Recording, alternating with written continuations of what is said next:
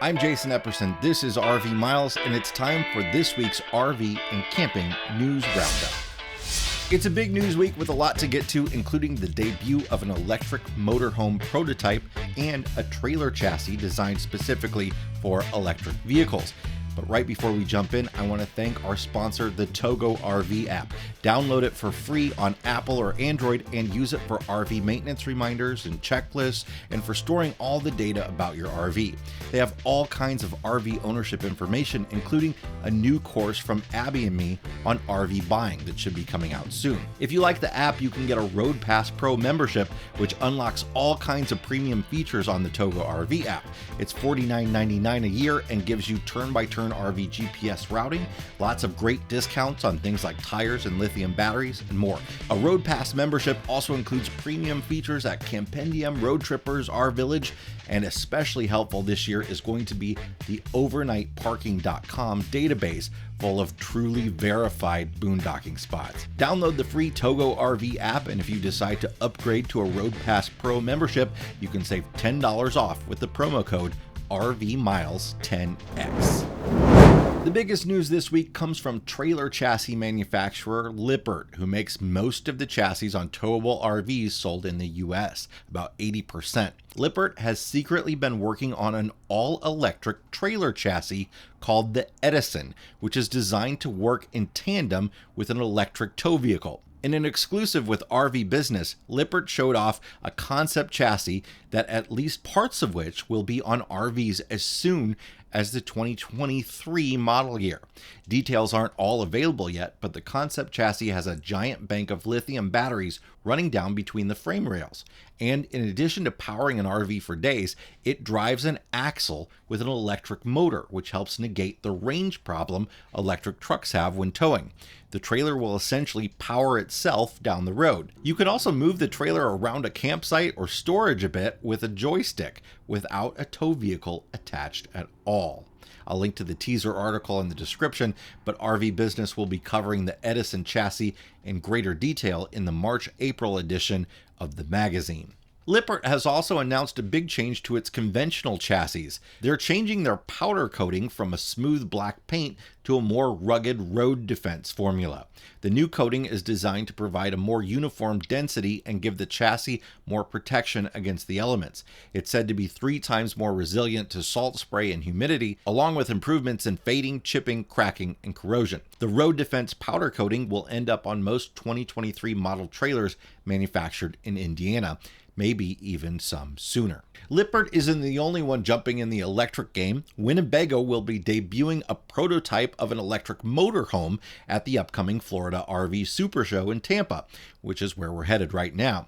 And it's not the same electric prototype they revealed a couple of years ago that went about 80 miles on a charge. That one was meant more as an idea for local service vehicles like blood banks and police command vehicles. This new one, well, very little has been shared about it. I have no idea if it's a Class A, B, C, or what, but they've been working on it for a while now as the first public-facing project under their Advanced Technology Group. The Florida RV Super Show begins this Wednesday, and it's a big event for the RV industry. There are always new things being shown, like Winnebago's electric motorhome. RV component manufacturer Truma will be debuting a new ultra-quiet and efficient air conditioner. The Aventa balances temperature and relative humidity inside the RV, reaching desired temperatures much quicker than conventional ACs with a lower fan speed. It was designed to be efficient enough to work off of lithium-ion battery systems for off-grid comfort. Spartan will have their new aftermarket Red Diamond leveling system available, an air spring leveling system that can be added to Class A coaches built on any Spartan chassis built this century. If you are heading to the show and want to meet up with Abby and me, we'll be doing a meet and greet at 11 a.m. on Saturday at the Forest River Sabre fifth wheels display right in front of the Sabre 37 FLL that's just like ours if you want to check it out. We'll be there for probably an hour and a half or so. Forest River will also be showing off new floor plans from No Boundaries, R-Pod, Surveyor, Cardinal, Wildcat, Alpha Wolf, and Wolfpack. If you're thinking about buying an RV at the show, our friend Matt Foxcroft from the Matt's RV Reviews YouTube channel will be on hand at his own booth, and you can check the price you've been offered at the show and see if he can get you a better one.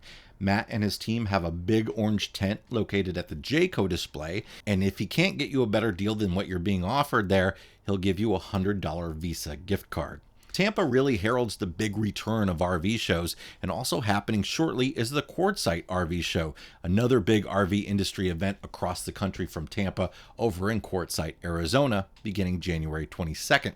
Our friends Tony and Peggy from the Stressless Camping podcast are hosting a booth there where you can meet and greet with lots of RV YouTubers and content creators. Sadly, we'll be heading down to the happiest place on earth after Tampa. Lots of other RV shows are coming up across the country, although I'm hearing from lots of people that the smaller RV shows are kind of sad right now. Fewer rigs than you'd expect, and especially fewer vendors. But you can find a listing of all the RV shows that we know about on our state-by-state listing over at rvmiles.com. I'll link to it below. People are winter camping in the frozen north more than ever, at least according to the state of Wisconsin. Devil's Lake State Park winter campsites were completely booked on New Year's Eve. Wisconsin shuts off the water in parks and closes the bathhouses, but pit toilets are still available. The state says camping in the colder months was up last winter too, but there are even more people braving the snow and ice this year. Some not so great news about RV dealerships. The owner of the small Bluegrass RV dealership chain, Randall Blankenship Jr., pleaded guilty last month to a federal conspiracy charge, admitting he filed $1.3 million in bogus payroll protection loans for employees who didn't exist. Some of the money was then used to pay off Blankenship's gambling debts and buy real estate, according to prosecutors. Blankenship is in the process of selling Bluegrass RV, which will allow the $1.3 million to be repaid, but he could face up to 20 years in prison.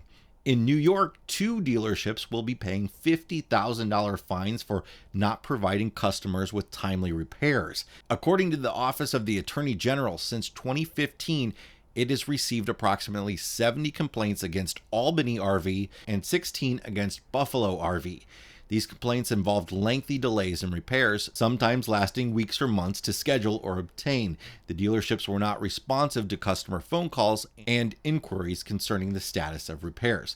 Some complained that they were misled by sales representatives regarding the scope of warranty coverage and were made false promises concerning repairs. Sound familiar? Now, both of these dealerships have been bought by RV Retailer well after the complaints began.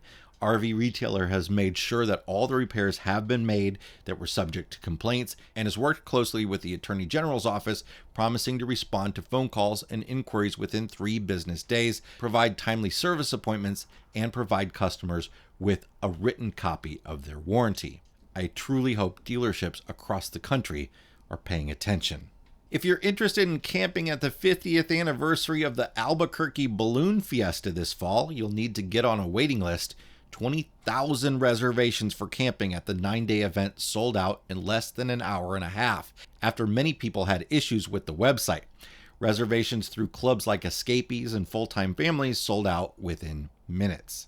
Consumer Reports says Chevy and GMC trucks, which are basically identical GM trucks under different brand names, built in the last few years are having engine problems.